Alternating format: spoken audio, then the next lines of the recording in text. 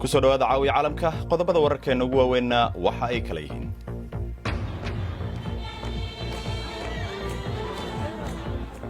waa mashxarad lagu maamuusay kowda luulyo 60 gurada madax bannaanida Soomaaliya oo Muqdisho lagu qabtay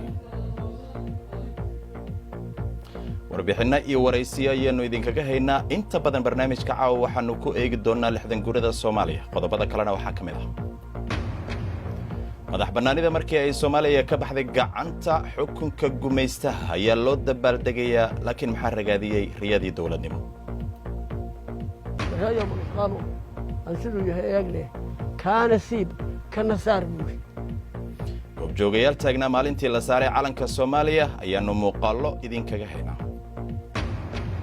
60 sano kadib xorriyadii xaalka guud iyo xasiloonida siyaasadeed ee dalku xageebay maraysaa falanqeyn ayaanu ku eegi doonaa kala soco BBC News Somali Television ka raadiyaha online iyo baraha bulshada halkani waa London caawa iyo caalamka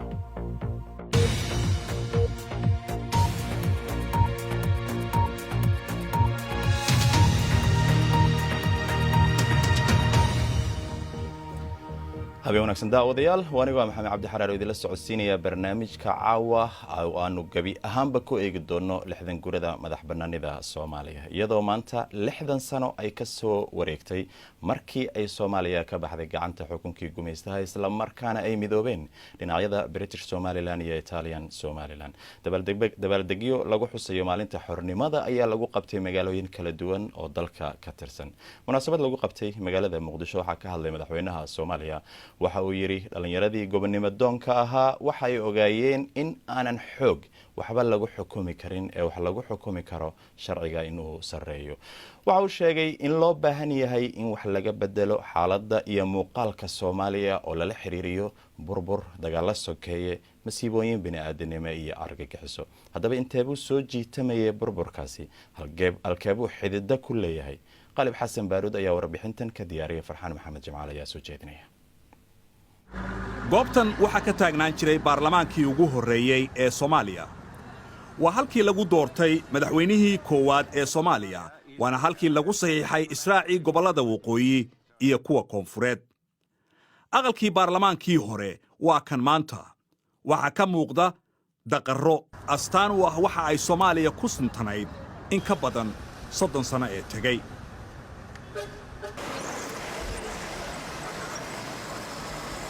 dagaal sokeeye hogaamiye kooxeedyo hawlgalla shisheeye oo lagu hungoobay iyo argagixiso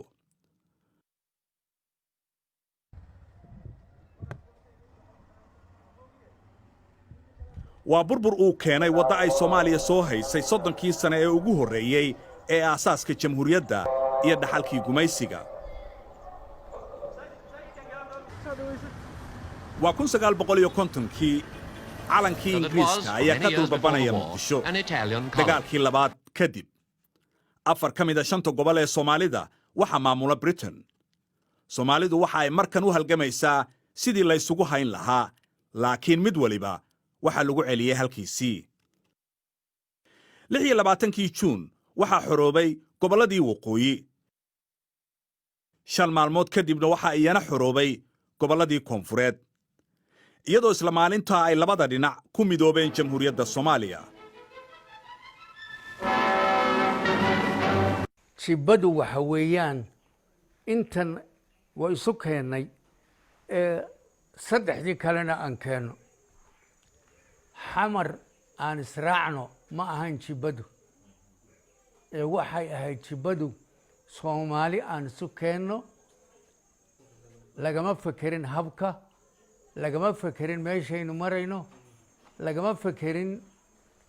qaybta u weyn laakiin miyay ka marin habaabeen halkii ku habboonayd in awoodda la saaro hogaamiyaashii xukuumadihii rayidka ahaa waxaa la rabay abuuritaanka oo Soomaali ay ummadda oo dhan qayb ka tahay oo la wada leeyahay oo la fahansan yahay oo qof kasta iyo jufo kasta oo Soomaaliya ay dareensan tahay inay ummadii ka mid tahay in ay ka shaqeeyaan haykaladaas iyo institutionadaas in la dhiso ayaa la rabay inta ay dagaal oo waqtigeedii awoodeedii dhaqaalaheedii maskaxdeedii aan lahaynin ay dadka ku mashquulin lahaayeen si kastaba ahaatee dastuurkii iyo rabitaankii dadka Soomaaliyeed muxuu ku salaysnaa dastuurka waxa ku qornayd in la raadiyo gobolada kale ee Soomaalida ee maqan dastuurkaas ay ku heshiiyeen maxkamada Ingiriiska ka soo xorowday ee Jamhuuriyadda Soomaalida ka mid noqotay iyo maxkamadii ka soo xorowday Talyaaniga marka dastuurka waxa ku qoran in dalalka Soomaaliyeed maqan in la raadiyo ayaa saldigo marka sharciyan dawladda ka hor imanaysa ma jirin hadday sidahan xataa ka hor kaalaya dadweynaha Soomaalida min Sayla ilaa Ras Kamboni ayaa laga kiciyay lahaa inkastoo ay jamhuuriyadda ka dhalatay dimuqraadiyad curdin ah haddana midowga iyo nidaamka dalkaba waxa hoos ka karayay dab kale 1969kii ayay ahayd markii uu Maxamed Siyaad Barre soo afjaray dimuqraadiyaddii Soomaaliya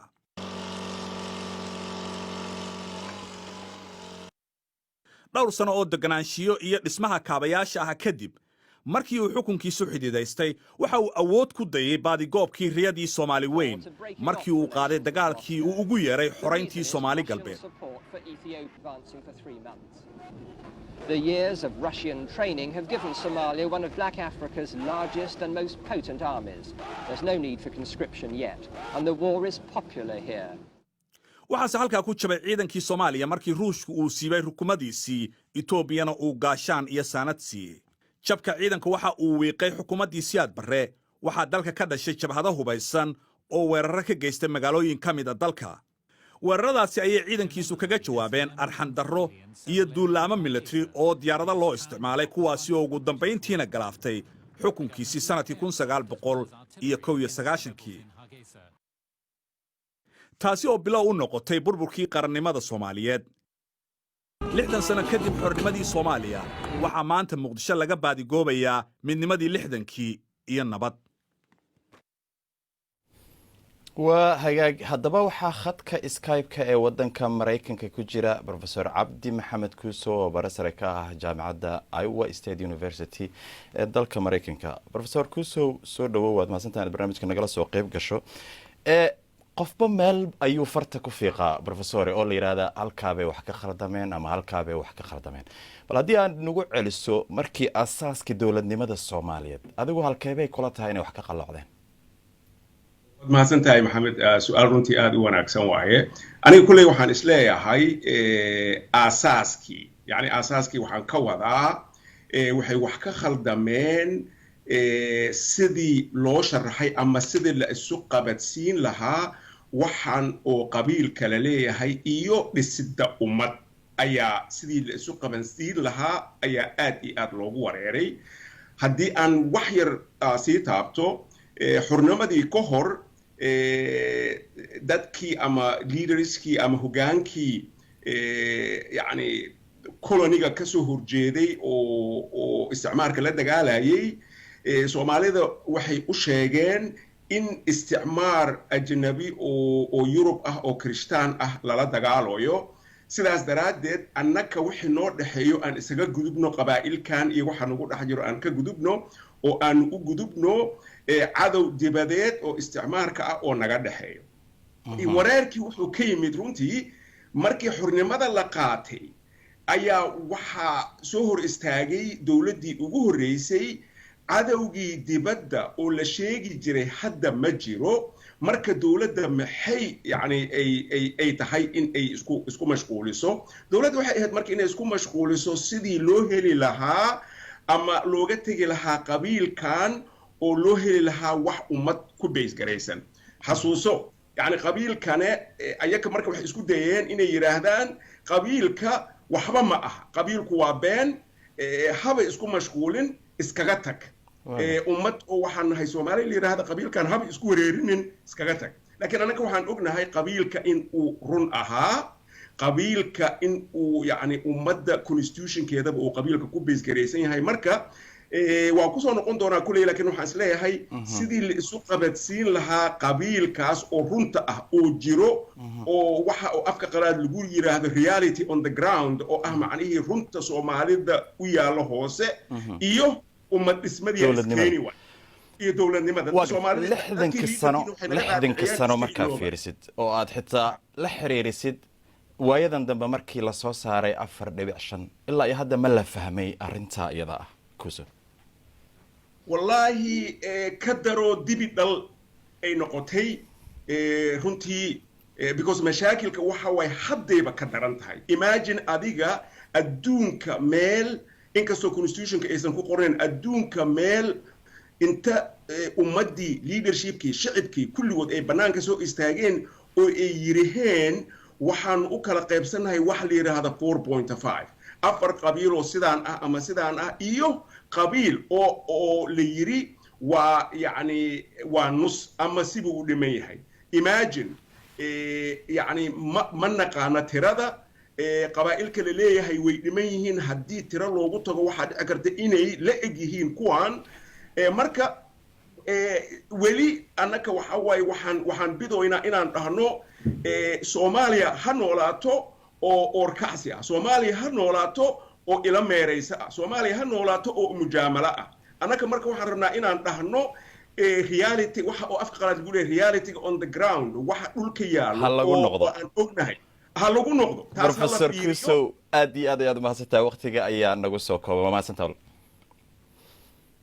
wali waxaa inoo soo socda oo aad qaybta dambe ee barnaamijka ku daawan doontaan 60 sano kadib xorriyadii xalka guud iyo xasiloonida siyaasadeed xagee buu maraya falanqeyn ayaanu ku eegi doonaa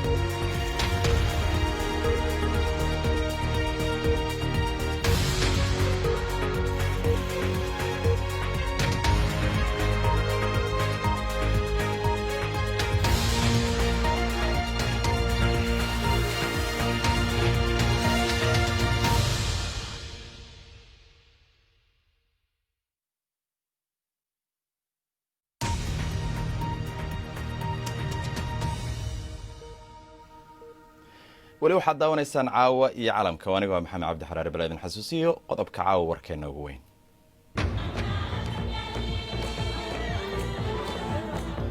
waa mashxarad lagu maamuusayo kowda luulyo 60 gurada madax banaanida Soomaaliya oo Muqdisho ka dhacday وهاجاج لحظة سنة كدب حالك دلك إمين كهالك ومريا أيانو فلانقين يوريس إذن كهينا بس أنت كهر لحظة جوردا أيانو ولي كجرنا وحانو تدبات كان لها ذلني دad كوب جوجا يالها مالنتي على كسوماليا لسارية سيدن أيانو ورمين عبد إذن وشاعر أضجع أي تمع ذاك قبيح متبقيس قبيح روبكي نون هيا لو ما دقاقين سيدي بدو بيرتي حرية اللي قلت beertii xorriyadda markii lagu tegey halkaa waxaa ka dhacday dee ciyaar heeso gabayo duco quraan wax waliba ka dhacay dabeedna markay ahayd 12 ayaa calankii ingiriiska la rogay markaasuu cabdilaahi suldaan allah u naxariisto isagii madiina xidhisayba cabdilaahi suldaan simacadde ayaa markaa geeraarkii ku bilaabay subuuxooyinku ku jireen geeraar dheer oo caynkaasa سرهايا من اسقامه انسلو يهيغني كان سيب كنصار بوش كان سيب كنصار سيدي بصعب كلغتو سيدي وهي سوق سوده xilligaas xilli eed aan qiimo badan dareen weyn Soomaalinimana jartay dareen weyn qarannimo la jeeliyana jartay yahayti dabcan Soomaaliya oo dhan degmooyinka meelba markaas degmo haytay ama gobol haytay calankaas soomaaliya walteegi si mashxarad leh la handhawaayey marka baydhabo qaabkii aan la qaybsatay soomaaliya qaab ana eedan xasuusada waaye taariikh eedan qiimo badan dareenkaas dadka la qaybsaday anoo weliba dhalinyaro ah maalin ummadda soomaaliyeed shanta soomaaliyeed bay isku niyo tahay bay ahayd oo wax wada rabto oo in isticmaalku ka tago rabto oo inay xoroobo wada rabta oo israaca xataa wada rabta maanta sidii maaha maanta xaaladdu sidii maaha wixii 60kaa sannadood hagaagay way badan yihiin way jiraan wax 60kaa sannadood xumaadina way jiraan ta haddii aan wax laga qaban aan laga soo kaban karayna xumaatay waxaa weeye niyadda dadka sidii isku mid looga dhigi lahaa ama giddi soomaaliya oo dhan ama intii meel wada joogtaba oo ay nabadgelyo ku heli lahayd oo ay israbitaan ku heli lahayd wixii maalintaa la gaadhay ee xorriyadda ahaana midnimo iyo isku niyad baa lagu gaadhay waa hagaag xaalka dalka maanta halka uu marayo waraysi ku saabsan ayaa weli inoo socda balse aanu eegno qodobada kale ku jira wararka caawa ugu yaraan 50 qof ayaa lagu dilay rabshado ka dhacay Ethiopia kadib markii la dilay heesaa caan ah oo lagu magacaabay Jelo Hundese fanaanka ayaa la toogtay habeenkii Isniinta ciidamada booliska ayaa xiray 2 qof fanaanka waxa uu heesihiisa niraahday ugu ololeyn jiray xuquuqda qowmiyadda Oromada kuwaasi oo soo shacbahay intii lagu guda jiray rabshadihii awoodda ku yimid ra'iisul wasaare Abiy Ahmed sanad ka hor Taiwan iyo Jamhuuriyadda Iskeed madaxbannaanida uga dhawaaqday Soomaaliland ayaa xafiisyo wakiilo kala samaysan doona magaalooyinka Hargeysa iyo Taipei sida uu sheegay wasiirka arrimaha dibadda Taiwan Wu Said talaabadan waxa ay imaanaysaa iyadoo dagaal diblomaasi uu u dhaxeeyo Taiwan iyo Beijing Taiwan waxay xiriir diblomaasi la leedahay 15 wadan iyadoo cadaadis uu kaga imaanayo Shiinaha oo u arkay inay tahay jasiirad dhulkiisa ka tirsan xaqna aanay u lahayn xiriir dibadeed Taiwan waxa ay heshiis la saxday Soomaaliland bishii February laakiin hore ugu maahanay dhawaaqin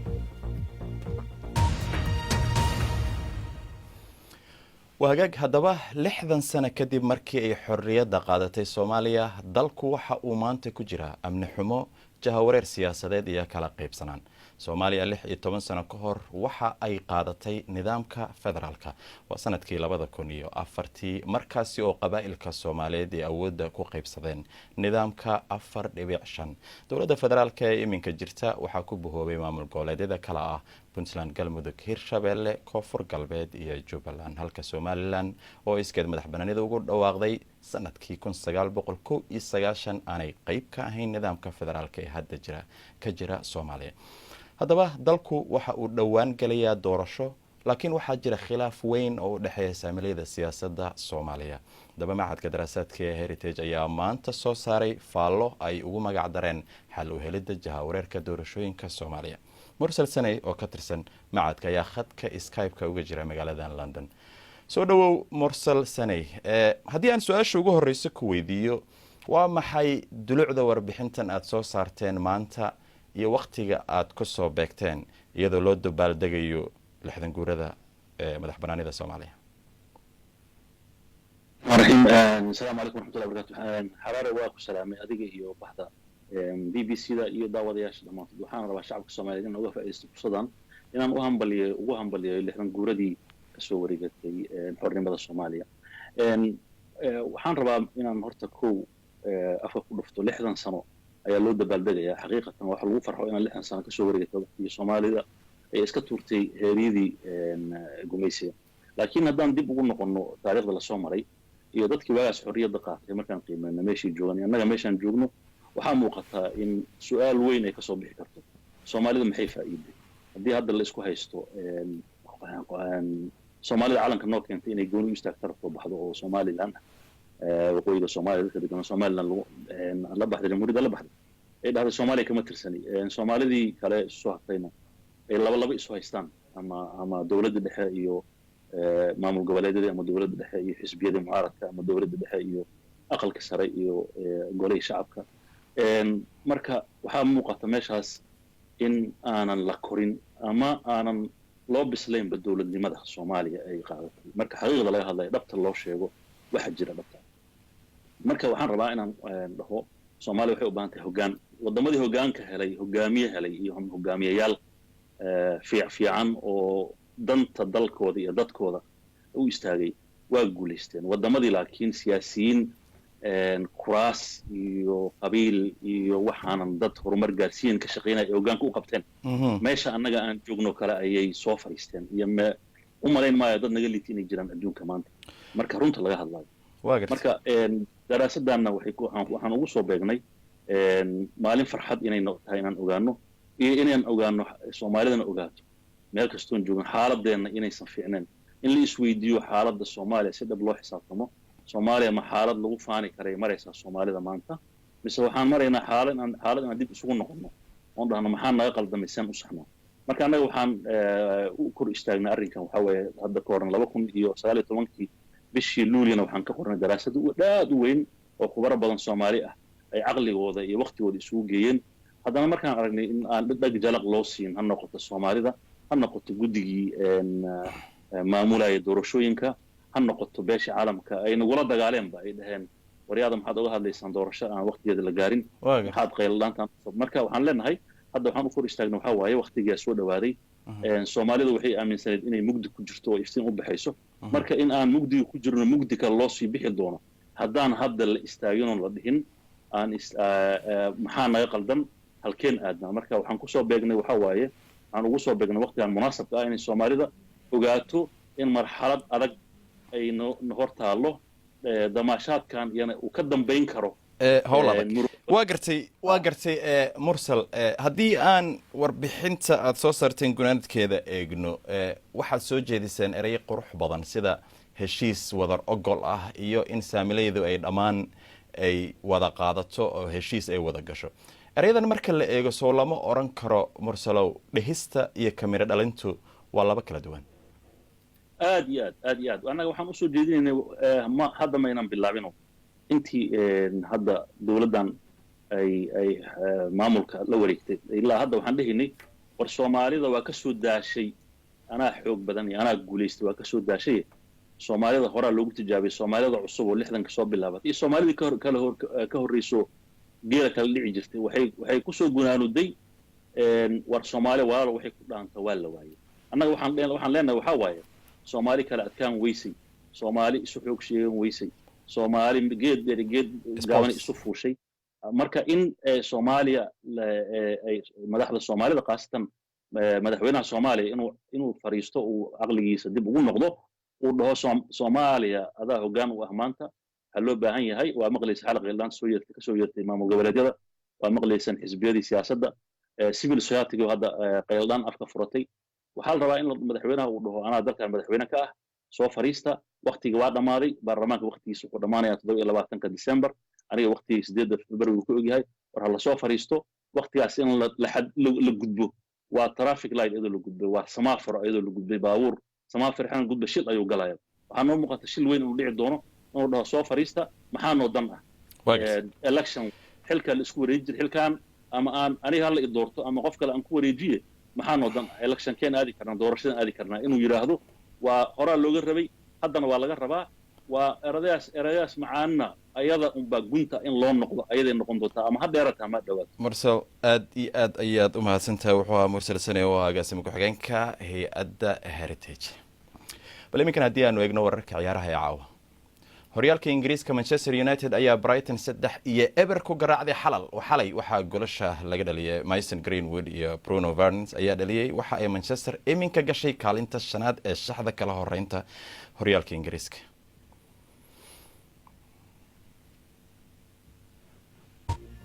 inta ayaan ku soo afmeerayaa barnaamijka caawa iyo caalamka waad ku mahadsantihiin daawashadiina inta aanu mar kale dib u kulmi doonaan waxaan idinkaga tegaynaa sidaas iyo nabadgelyo sanad guura wanaagsan